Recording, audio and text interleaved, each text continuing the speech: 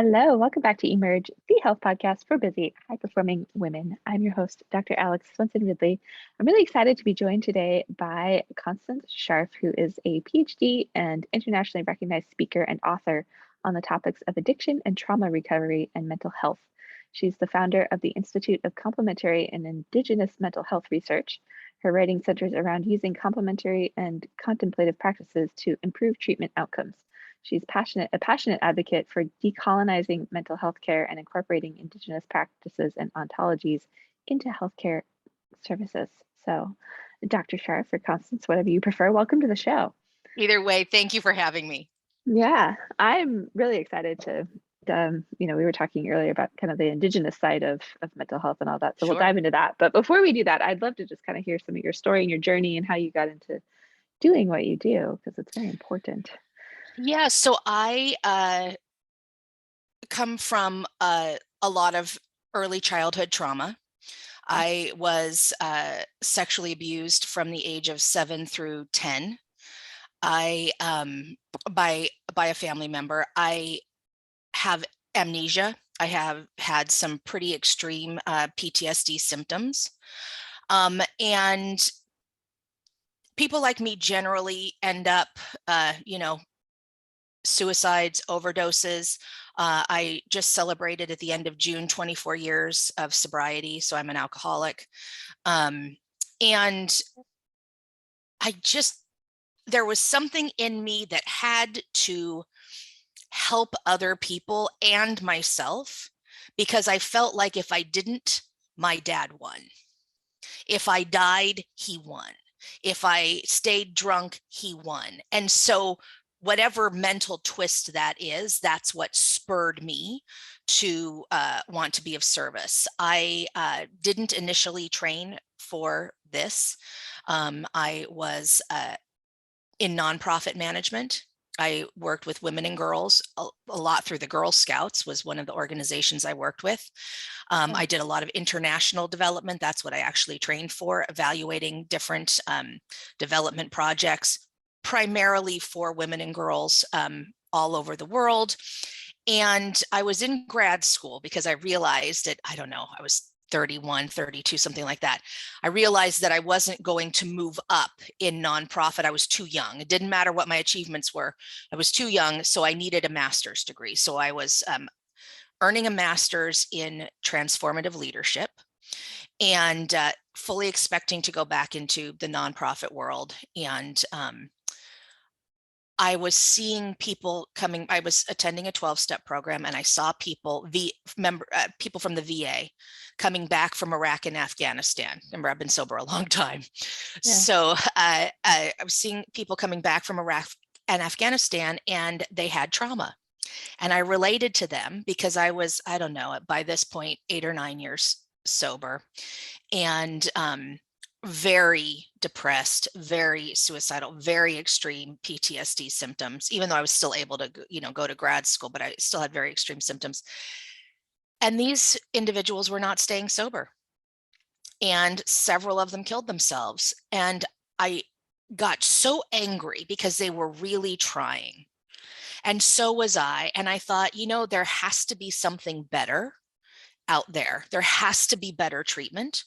And so I was by this point in my PhD program, and I changed everything that I was doing and started looking at the intersection of addiction and trauma and seeing what can we do differently? What kind of treatment is actually available that will help us? Because I firmly believe that if you step up to the plate to do the work, that it's my responsibility as a professional to be able to support you in that journey. And so that's how I got involved in this, and that's what I do. And I found that there are actually a lot of really good treatments available. Unfortunately, a lot of them aren't covered by insurance, and that's where the Indigenous piece of my work comes in. But yeah, there's a lot of good treatment available, and I'm really excited to share that. Yeah, I'm really excited to hear about it. I've talked on the show some, and I didn't share this with you before we started. My first husband, we're divorced now, but alcoholic and a lot of struggles. So I've kind of walked down that road in a different there's Capacity. Yeah, yeah, it's and it's different when it's yourself versus like a family member versus sure. a spouse. So, but have experience, and I know a lot of women who listen to the show have experience either with a parent or themselves or whatnot, kind of struggling with that. So I appreciate you just being open and honest about everything, really, because a lot of us also are sitting on trauma, whether it's the capital T version of it or just being disempowered I in their think it's lives. really So important that we do talk about it, because yeah. if I don't let you know that I've been there, right? If I don't Hmm. let you know that I know what it's like to drink too much and not be able to stop, if I don't let you know that, I know what it's like to be victimized, then I think, as doctors, right, Yeah. that we have a power differential, right? And there becomes an aloofness and a disconnect. Really, where I made my mark and where I made my name in the field is that I tried all these trauma treatments out on myself. I was looking for different kinds of treatments that have very limited to no side effects. So, for example, one of the programs I work with is music, right? And music, particularly singing, playing music and singing, have incredible positive impact on the brain. So, what happens if in one program that I've worked with, that I wrote a book about, Rock to Recovery, what happens if the participants don't write their song, or the song's not very good, right? There's no negative outcome, right? The Yeah. greatest negative outcome is if someone doesn't participate, and so they get none of the benefits, right? But who cares if the lyrics aren't going to win you a Grammy? You're in drug rehab, right? But the Yeah. positive side effects are tremendous. And you know this because all of us have had this experience. If you're having a bad day and you're in your car, say you're stuck in traffic, which I know you don't get too much traffic up in Alaska, but say Yeah. you're stuck in traffic, right? And you sing a song, right? You do your own carpool karaoke. You feel better. Yep. We all do. It's a neurological response. So, literally, anyone with a brain, and I don't mean that ironically, I literally mean anyone with gray matter between their ears, if you sing badly, off tune, beautifully, it doesn't make any difference. Your brain doesn't know the difference. It starts dumping serotonin, oxytocin, and dopamine. And it lights up with all these feel good chemicals. Also, the entire brain lights up when we sing. So this is a really simple but effective intervention that we can use when someone, say, with addiction or with trauma, starts having repetitive thoughts. Because what's the hallmark of addiction and trauma? It's that you're stuck, Yeah. right? When I'm drinking, I am stuck. I'm thinking about drinking or getting over, you know, feeling sick from drinking, but I'm thinking about drinking. What we want to do is fire the brain in different ways so that we jolt it out of that pattern of thinking about drinking. Singing is a wonderful way to do that. And it can last, from a few minutes to a few hours.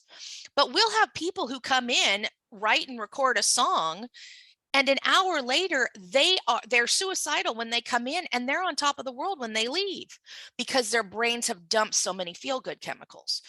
It doesn't work Yeah. quite as effectively for you and I, who have a higher baseline, right? Our brains are Hmm. functioning better than someone who's, say, in drug rehab. But these are the kinds of therapeutics that on their own, they're helpful, but they don't solve a problem. What we Right. don't understand, and what I wrote about in my first book, Ending Addiction for Good, is that when you use them together, there's a synergistic effect, and they become greater than the sum of their parts. So when we use music and meditation and narrative and somatics is very important, I think, especially for people with trauma. When we put these together, all of a sudden the little things on their own that didn't work so well now have a cumulative effect, and we Yeah. really get positive results. Yeah. Get real healing. Yeah. Very, very interesting. I I didn't share this with you either. I actually just completed a trauma sensitive heart math certification, um, which is Yeah. bringing some of this, it's, I think so much of it is in the brain really, because, we just get wired, and if we're not producing the right chemicals, or like you said, we're stuck in a loop, we have to find a way to impact that, whether you're dealing with addiction or trauma or just like the stress of life, like we So have what to we're impact it. learning, yes, you're right. So what we're learning is that these things are stored or need to be affected in two places. The first Mhm. is in the brain. And there's a simple premise of neurology: what fires together wires Wires together, together. Yep. right? So if I think about drinking all the time, where am I going to get Hmm. a drink? Can I get off of work? It's 10:20. I can't get out of here till 10:40. It's now 10:21, right? All that stuff. That alcoholic feedback loop becomes stronger and stronger. And what we want to do is we want to build something else, right? So that's why we want to fire in new ways. So that's issue number one, are these feedback loops in the brain. And we know that it's a neurological problem rather than a substance problem, because if the problem was the substance, when I separate you from the substance, right, detox, you Yep. should get better, right? That's Yep. like an allergy, right? Or Yeah. if you have anaphylaxis, right, because you ate a peanut, right, and you start to die, right? We remove Hmm. all the peanut from you, or the venom from the snake bite or whatever, and you get better. But that doesn't happen with addiction, right? We remove you from Right. the substance, or the substance from you, and you get worse. Yeah. That means there's something else going on, and that we believe is neurological. The other part, particularly for trauma, is, Van der Kolk's work, The Body Keeps the Score, that trauma is actually stored in the The body. body. Yeah. And there's something, I started to learn about this in graduate school, with shamans in Namibia, traditional Hmm. healers in Namibia. I was invited to just watch them. And there's something that they call shaking medicine. And Yeah. if you see a bird, right, that just got away from a predator, it will go under a bush or a rock, it'll puff out all its feathers, and it will tremble, it will shake, right? And that actually moves that trauma through, because birds don't have a PTSD like humans do, Right. Yeah. right? Because they move that trauma out through their body by shaking. And so with the San in Namibia, I had the opportunity to see how they would tremble, and they have, their rituals and their stories for, to explain how it works. But they explained it to me using the Hmm. bird example, and I'm like, oh, Yeah. which is why somatics is so important for people who have trauma, is to find where in the body. Because I know for myself with my trauma, Mhm. I'm dissociative. I can tell, I had therapists and they'd weep. I'm like, you don't get to cry. Like, I just told you whatever. I can tell you what happened, right? But I have no connection to those feelings. Well, that makes talk therapy ineffective. If I can't Right. feel those feelings when I talk about it, we're wasting everybody's time. But in somatics, I learned how to actually be in my body and present. And that's what gets me out of that feedback loop of always being stuck in the past. Because another hallmark of trauma is I feel like the threat is imminent, even when it's Right. not. So Yeah. my father died when I was 22 years old, but I would 10 years later feel him breathing on my neck like he's here. I know he's not here, but my body responds as if, until I was able to work it through with somatics. Very cool. And so, can you define somatics for those listening? Because I've had Sure. experiences, where like I just suddenly need to like move and shake, and that's essentially what this is. Like if you watch, and all animals do it, actually, they like shake it off. Yes, That's they probably where that literally, comes from. that's where that phrase So, comes from, is yeah, shake it off, right? yeah. So somatics is a body based form of healing. And Mhm. essentially, the idea is that trauma, emotion, whatever you want to call it, problematic feelings mostly. We don't usually get Yeah. joy stuck in the body, right? Right. But these traumas get lodged and they're stored. physically stored in the body, and that it's our responsibility, first of all, in healing, to learn how to be embodied. Mhm. And second, because I'd be like way back here, like sort of watching from, like, I was not present in this form. Yeah. And then to move those traumas through. And if we don't, we can get all sorts of illnesses. I mean, we talk about it with, ACEs, adverse childhood experiences, right? And they don't all have to be psychological traumas, but Right. we see all sorts of illnesses develop because these experiences are stored in the body. So we want to move them through. And that's Yeah. really, I mean, there's lots of other, more academic definitions, but that's Right. really what somatics is understanding soma, right? Body, Hmm. right? Is that these experiences become, trapped in the body, and we want to move them out. Yeah. Which makes total sense. So for those listening that, and this was me even as early as this year, even though I've been doing the work I do for a while, like I had a coach who was actually like, well, where do you feel that in your body? Because I'm very good at intellectualizing, analyzing, and I know most of the women who listen to the show are probably similar of like, we're really good at trying to sort out the problems in our head, and we don't know how to even connect here. So do you have any recommendations of like how you start?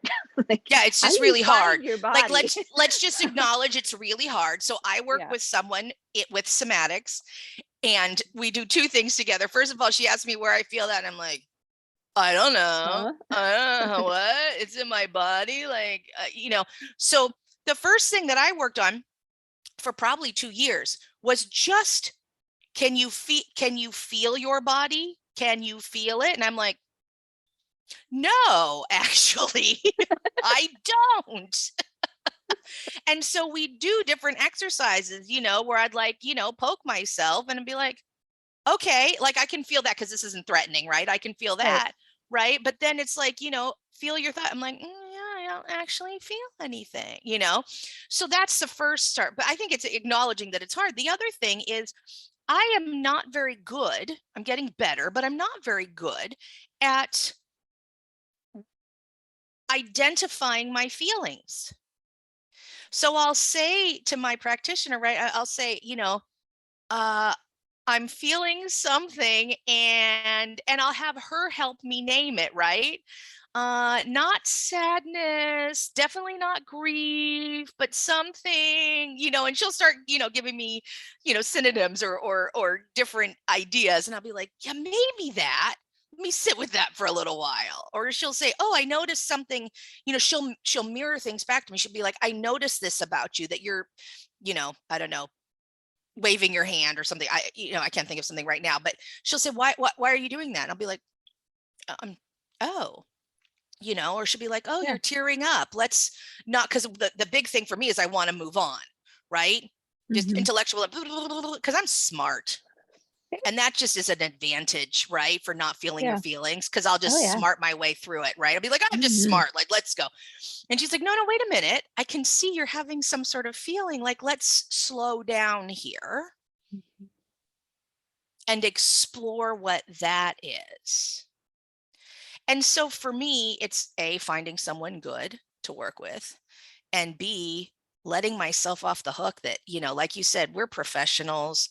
We've been doing this for years, and that doesn't make me good at it. It just makes me empathetic to other people.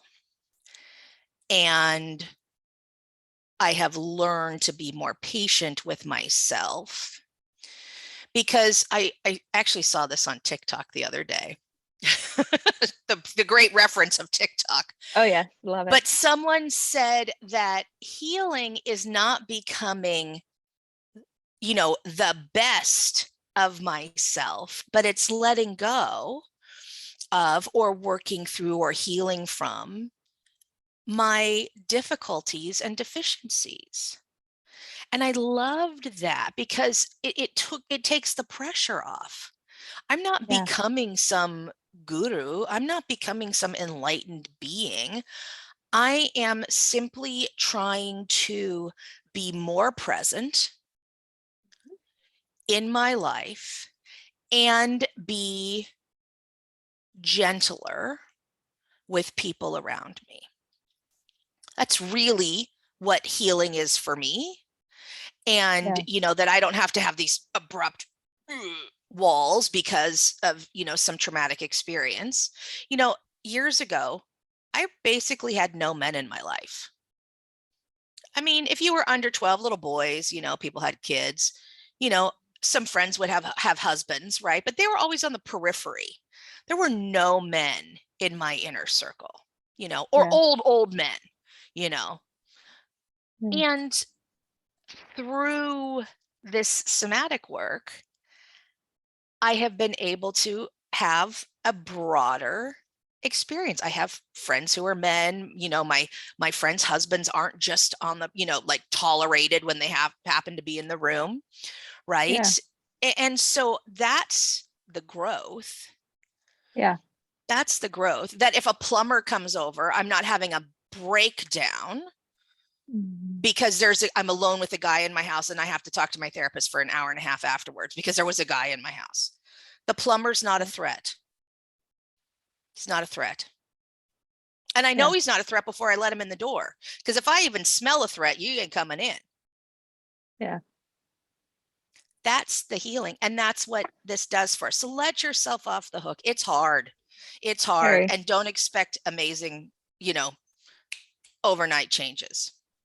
Yeah. No, if I've learned anything from certifications I've done and learning I've done, and then, my own journey, it's like it's not overnight. And a lot of times, what I've really struggled with, because we are smart, it's like it seems too easy. Like I just have to, pay attention to my body, or, just breathe. Like breathing is one of the ways I have, and doing the heart math is very like heart focus. So focusing on Mhm. your heart while breathing, because it pulls you out of your head and into your body. And my intellectual side is like, oh, that's too easy, but it's these Well, little things that make a big difference. listen, things are simple. What we say in the 12-step program is they're simple, but not easy. Yeah. It's very simple. Mhm.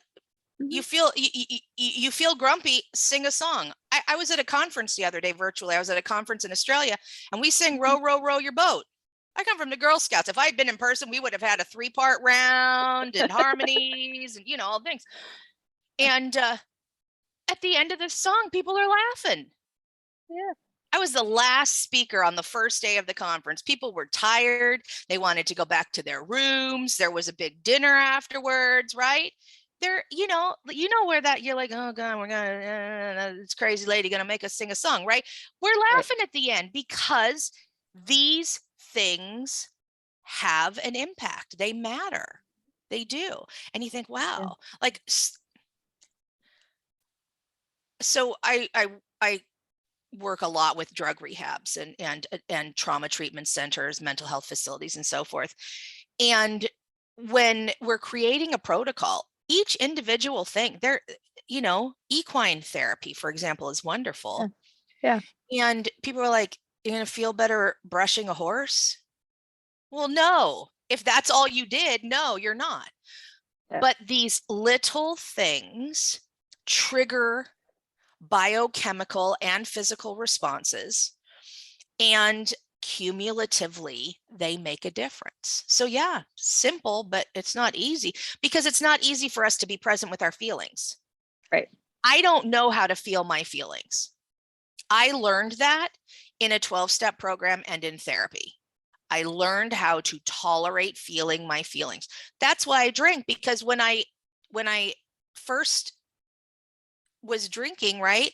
When I'd stop, all my feelings would come up, and it was all this trauma and overwhelm and craziness. And I was like, I don't know what to do with it. Drinking helped. When I would drink, I would feel the index finger of my left hand with the fingers of my right hand. And when my finger felt like wood, that's what I wanted. I wanted oblivion. I wanted to feel nothing. Now, I kept Yeah. drinking after that because I'm a good alcoholic and I drink until the liquor's gone or I pass out. But I wanted to feel nothing. So it's not going to be just a walk in the park to suddenly feel my feelings. And I have to say, the scariest feelings are the positive ones because I have more experience with the negative ones. I know what terror feels like. I know what disgust feels like. I know what shame and guilt and remorse, I know what those feel like. I know what rage feels like. I have a little more experience managing those. Compliment me? Right.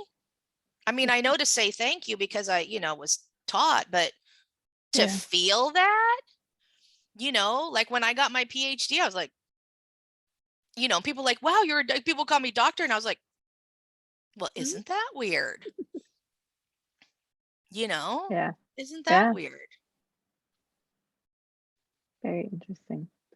And I know everyone can relate, no matter what. Most women I know suck at taking compliments. I'm actually part of a coaching group where our leader was like, all right, everyone's gonna write in the message like how you view this person in positive ways. And then we had to actually read them out loud. And it was really challenging, It like is to challenging allow because, yourself to see you how other people see you. 'Cause right. yeah. Well, I've taken on, it's a sort of thought experiment. Einstein used to like to do thought experiments. I take it in a Mhm. different way with mental health. And that's if someone gives me a compliment or a criticism, I try it on. Okay. I try it. I'm like, oh, how does that Yeah. feel? Does that feel true? And usually the compliments do feel true, even if they feel Mhm. awkward, right? You're like, oh, I'm not used to Right. wearing this coat, Yeah. right? And the criticisms very often don't. And I also do it with another person. So I'll do it with my therapist, or I'll do it with a trusted friend, and I'll be like, this criticism was made of me. I was like, it doesn't feel true. And they're like, yeah, I don't see you like that either. So I get that confirmation from someone who will call bullshit, like if Yeah. I said, like very often men in particular will say, you're very aggressive. Mhm. I'm like, am I aggressive? I ask other people, am I aggressive? And one woman pointed out to me, she said, you actually interact with them, the men, exactly in the same way that they interact with That's you. what the yeah. But from you, it's considered aggressive, especially Yeah. because I have the letters after my name, Oh yeah. right? So it comes with an authority, right? Mhm. And I'm like, okay, so that's their issue. That's not my Mhm. issue. Yeah. It's not my issue. Because I want to do better. So I want to, Mhm. whatever it is. But I try it on. Compliment or criticism, I try it on. Say, hey, how I does like that it. does that feel like it fits? Oh, it does. Then I can do better, and I can make amends, and I can do all sorts of things. Yeah. And I like that because it actually allows you to take kind of objective. Because I think a lot of times our initial reaction is to, we may accept it, especially a compliment, like, we may accept it, but inside we're like, "Oh, no, that's not true." Like, they don't really know me. Whereas you're actually pausing to be like, "Hmm, how does that feel?" I heard I something like that. very I heard something very interesting, that true imposters don't get imposter syndrome, Interesting. I can see that. right? Yeah. Because if you're really running a con, Yeah. You're I not gonna I've been doing this for almost 20 years. yeah. I have award-winning books. My books have been bestsellers. I mean, all sorts of, piled up. Mhm. I've won an award from my alma mater, which means a lot to me to be recognized for my Yeah. service from my university. And still, when someone invites me to speak, I'm like, me? What? You know, like Yeah. the lady who was over vigorous scrambling the eggs this morning, and some of the eggs spilled onto onto the stove, like that person, and I have to recognize, I was like, oh, wait a minute, you have some skills and experience here that are important to share. Yeah. There's value and that's big on 2 levels. I think, realizing even those who seem like they have it all together on the outside, like we're all we're all human, Oh right? gosh, and totally. we all have a light in the short story to share and shine. Well, and we all have deficiencies. Yes. We all have deficiencies. Like I was like this whole time since we logged on, even before we started, I was like, how is her hair like so awesome? Right? Because mine's got all these frizzies today. Listen, I'm lucky I have hair. You know, my hair hasn't fallen out, right? Because a lot of people, as you Yeah. get older, your hair starts to thin. Mine has Mhm. started to thin a little bit. I'm like, I'm lucky I have hair. I'm like, I have frizzies. You know, how come I don't have it together that I don't have frizzies? You like you know, you know, who cares? I have hair. It's enough. Great. It's good. You want to hear my side of my hair story is Yeah, that yeah, my hair please. never looks good. I normally have it up. I actually washed it this morning, so that's why it's down. But that's the only reason because I never think that I have good hair. Like everyone's hair is better than mine. Oh my God, that's so So funny because I yeah. was like, her hair is particularly fat. Of course, when mine is frizzy this morning, because it's gotten a little humid here today, that yours is particularly fantastic. I'm like, that's, you know, but that's where we go. It's like, what can Yeah. I pick at? You Yeah. know, I love the people who, you know, get up on stage and they're like, you know, I have to, you know, if the audience is 100 people and I have to pay attention to the 99 who like the show, not the one who's heckling me. Hmm. Right. Yeah. And that's what I've learned over the years to do. Right. What I bring Hmm. to you has nothing to do with the state of my hair today. And if the state No. of my hair today bothers you, that's a you problem. Yeah. Right. Not my problem. I was at a conference in Egypt, in Cairo, a few years ago. And speaking of hair, so people looked at my hair and they're like, you're Jewish. And I was like, yeah. And if that's a problem for you, there's the door. I'm going to give you some Yeah. really good information. And if the fact that I am Jewish is problematic, then I don't know what to tell you. I'm here to share with you and your people. And if that works for you, great. And if not, that's not a me problem. Yeah. And that's really something that I've focused on, especially being an overachieving woman. Hmm. There are lots of people who say, you need to, and I'm like, no, I don't need to dull it down and soften it and whatever, because that's the way you want to receive it. The only way I can be in the room sometimes is when they say, hey, sweetheart, would you go get the coffee? No, no, I won't. Yeah. You know, and I've been very fortunate. I belong to an organization called the Society for Consciousness Studies. I was a founding member of it. It's an invitation only, or I don't know, there's some sort of process to get accepted into it. But when I originally sat on the board, it's, you know, Club of Budapest and Nobel nominated, you know, and Deepak Chopra and me. This is who was initially, you Okay. know, All in right. the group, right? And I'm like, how did I get in here? You know, like, and sometimes I have to be honest, sometimes the things they talk about, because they're talking about consciousness on a theoretical level, Right. and when they bring the physics and the math in, I'm like, ooh, Hmm. kind of losing me here, boys. Hmm. But they love that I take this to an applied level. I'm like, okay, I get Yeah. what you're talking about. Let's take this out into the world. But they recognize, with the exception of Deepak, that they're a bunch of old white men. Hmm.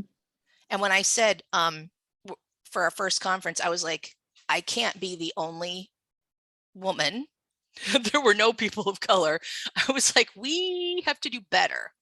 And you know what? They did Yeah. better, Good. because they just needed someone to point out what they were missing.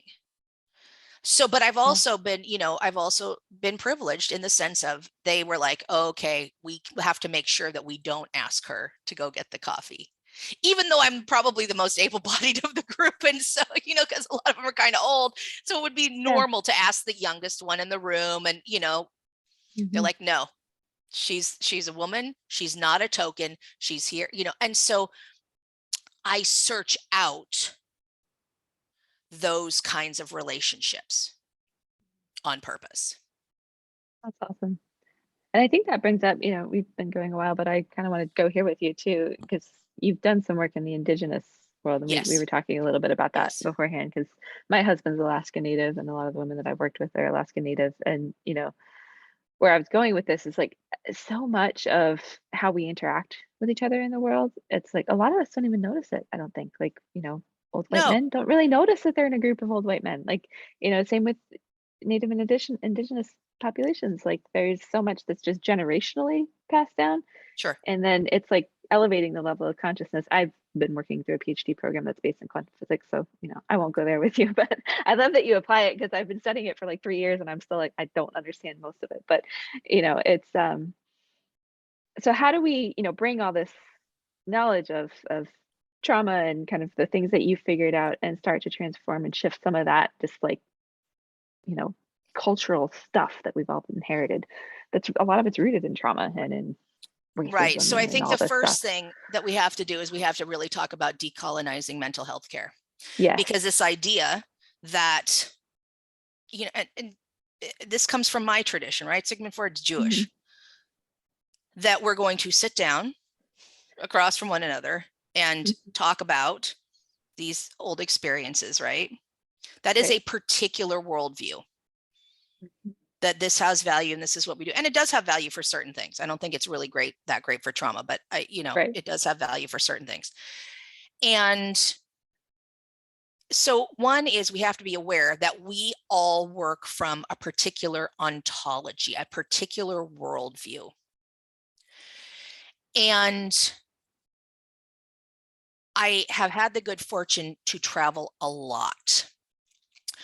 And when I was in college, I did 2 semesters abroad. I did one in India and one in Kenya. And I got to see how people, very early in life, how people live from other worldviews. And so just accepting that other ways of being in the world exist, I think is important, and that this psychotherapeutic model, this Western psychotherapeutic model, is the best or the only one, is just a fallacy. That's just straight up Yeah. untrue. And at this conference that I was telling you about in Cairo, it was during the Syrian refugee crisis in Western Europe, when Syrians were fleeing en masse into Western Europe. And I gave a plea. I said, you guys, we need Arabic speaking, culturally competent mental health professionals to come to Europe. And it's okay, do what you need to do to come to Europe. Oh, I love it, puppy. And to help with this crisis, because we can't.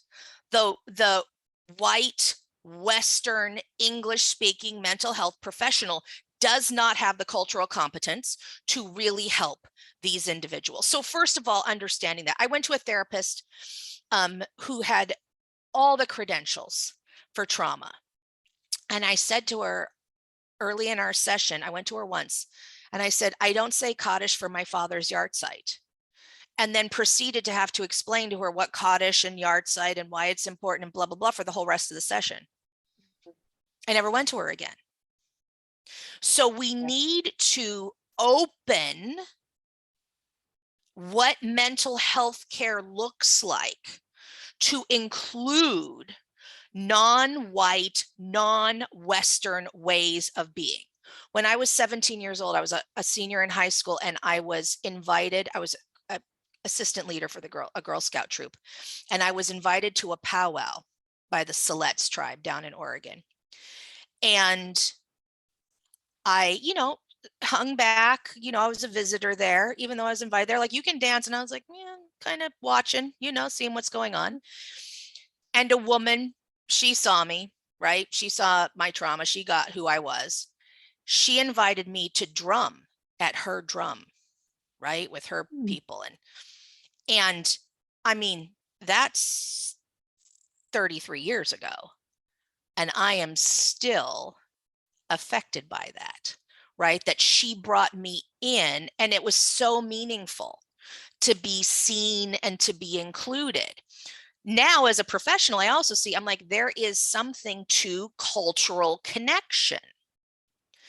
So one of the reasons that I created the Institute for Complementary and Indigenous Mental Health Research is not because I do Indigenous mental health research. I do not. But because those old white men held the door open for me and said, come on, sweetheart, you belong here. I wanted to create a place to say, I recognize that my way of being is not the only one, and that you all, and Indigenous incorporates a lot of different kinds of groups of people. Yeah. You all deserve a seat at the table, and your worldview matters. So, for example, I don't bring Western music programs to Indigenous communities. I certainly give them my book so that they can see the research around music. And I think that's important to share. Yeah. Because one of the things Indigenous groups have problems with is funding, right? Mm-hmm. So if I can give you, here's the research that is going to entice funders to fund your program. Right. But I don't bring that in because Indigenous groups have their own music programs. They have their own musical traditions. Now, if they said to me, hey, doc, we want to have your music program, I'd say, well, here's who you contact and here's how you bring it in, and so on and so forth. But I think that without if trauma is related to race or ethnicity, particularly if it's generational. I'm Jewish. I know what that looks like. It's not the same as Indigenous. You know, we don't have exactly the same history, but you want to talk about, you know, arguably the most hated group in the world, that'd be mine. You know? Yeah. You could make that argument. So if you have something like, you know, the Indigenous schools, right, that we've had both in Canada and in the United States. If you talk about genocide, which I think is an appropriate term when you talk about dozens of Indigenous groups in North America. You know, when you talk about disenfranchisement, I am terrified about what seems to be happening in the courts and the stripping of Native rights. When you talk about these things, I think that it is foolish, and this is what we professionals on the whole do, to say, oh, right, well, we'll just bring in some psychotherapists and you can talk to them. No, there has to be, when you have cultural traumas like that, even though traumas are also individual, when you have cultural traumas like that, then there have to be, I think by definition, cultural solutions. Mm-hmm. You know, and we talk about, you know, epigenetics, right? How our gene responses change. You know, one of the things that I find interesting is it was believed that Jews did not become addicts or alcoholics. But 2 generations post-Holocaust, there are a large number of, we're about the same as the general population, just the general population.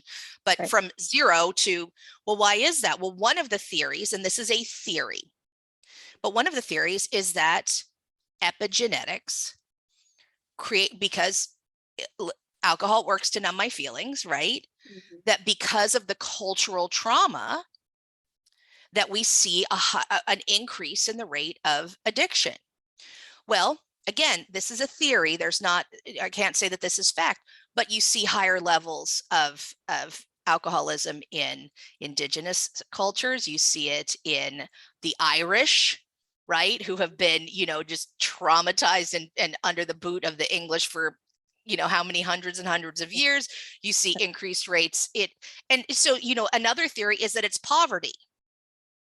That you see that, you know, one of the greatest indicators of addiction is not ethnicity or race, but it's actually poverty. There are some problems with both of these theories, but I think that to think that there isn't, that cultural integrity and pride isn't at least part of the solution, I think that's wrong thinking on the part of the professional. And I Yeah. don't think that there's anything in Western, right, dominant mental health research that is so groundbreaking. It's not like what we do is like giving insulin to a diabetic. It's much more of an art than a science. It's about relationships between people. And so you have to have practitioners who can relate. Yeah. They have to be able to relate. Does that mean that you have to be a Native American psychotherapist? No, because I don't think you have to be a psychotherapist to help people. And I think there is a lot of wisdom in traditional activities, and I use that word very broadly, community-based activities that I believe, and this is again why I have the Institute, should be and could be publicly funded as mental health programming. And I think that's where that solution lies, is not because the West believes, the American government, the US government believes that the white doctors that we bring in through, the Indian Health Service and whatever, that we're going to give you this, the same thing, which of course it's underfunded, but we're going to give you the same thing that we give to whoever, Joe Schmo in Baltimore. And that is erroneous thinking. This is not penicillin that we're giving out. There has to be that therapeutic relationship. And I'll tell you, even though I've found a very good somatic practitioner, my recovery came largely from a community of men who showed me, we're not going to hurt you. And I had both of those at the same time. Yeah. I had someone who helped me to move through the feelings. Mm-hmm. And I had all these men around me who were like, not only are we not going to hurt you, but if someone tried to get near you, they could not. I was at a rock concert and we were at the red carpet. And I hate doing the red carpet because they take pictures and they're like, oh, Doc, you're the brains. I was like, they're not taking pictures of my brains, boys. And I'm looking back and there's literally like supermodels behind me. I'm like, great. Just where, these are my, these are my deficiencies, right? And I was like, and, there's predators everywhere. And they're like, look at yourself. I was literally the only woman standing in a group of 14 men who had surrounded me. Nobody was getting through. It was going to hurt me. And I got in that moment, I was like, wait a minute, I'm safe here. Not all men are predators. My dad is dead for 25 years at this point, right? Like all these things came together. We do not get better. We do not recover alone. There's a saying that the opposite of addiction is not sobriety. It's not abstinence. It's connection. I can recover in connection. I cannot on my own. And so the real challenge for anyone who wants to see, I want to see everybody have better mental health, right? I don't care what community you belong to. Yeah. It's having solid, vibrant communities to which to belong. So if the community is being gutted and your children are taken away and, don't come back, and not allowed to speak their own language and not allowed to learn how to do the dances and the rituals of your community, and not, then how can we have good mental health? I could bring you the best mental health providers. I'll bring them all to you. It's not going to make any difference. We have to build vibrant communities. And that's what I try to do with my institute, is open the door and say, you self-define community XYZ, what you want, and I'm going to open the door so that you can come through and have access to the same resources that I do. That's what I have to give, is access to resources. You know, I was at a conference. They were like an Indigenous person's conference, and they're like, well, you're not Indigenous. And I was like, nope. And they're like, do you have an Indigenous partner? I said, I don't. And I wasn't talking about Indigenous anything. I was talking about something very, I was talking about music. I said, but I would love, I said, do you have a student? I'll bring in a student, I'll mentor them, I'll let them give, at least half of the presentation. Like, let's give people opportunities. My intern's in South Africa. Why? Because I found a woman who wanted opportunities. Great. Okay. Come on, let's do this. I want to open doors for people, because I don't know what you need. Right. I have no idea. I do research. I can tell you what the research says, and I can tell you how we apply it and how it's been applied in different settings. And then you need to take, what works for you. Yeah, that's huge. It's almost, I keep thinking about, I was a comparative literature major, so one of the things that we did was look at, how a text, there's literal translation, word for word, and then there's how a text exists, or what it meant to the culture and in the time, and using that and so that's more what you're getting into, is like, culturally, how can we take these tools and use what we need to, but still honor who we are, where we came from, and not try to fit into someone else's box. Exactly. Yeah.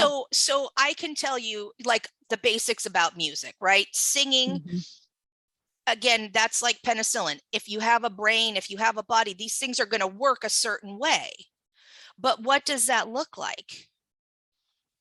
What does that look like? That's for you to decide. And there's also, this idea, I love that comparative literature, because there's this idea, I work a lot with story, because whatever you tell yourself is true is true.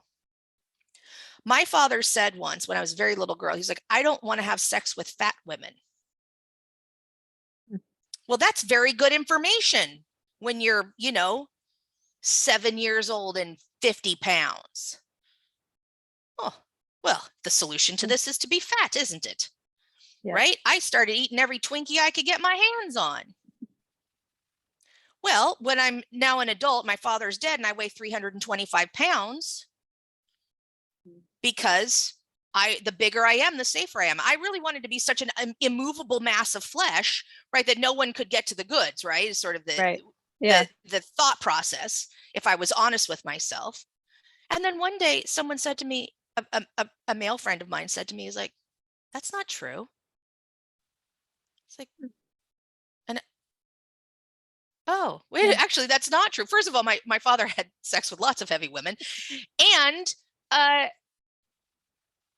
it's not true. Yeah.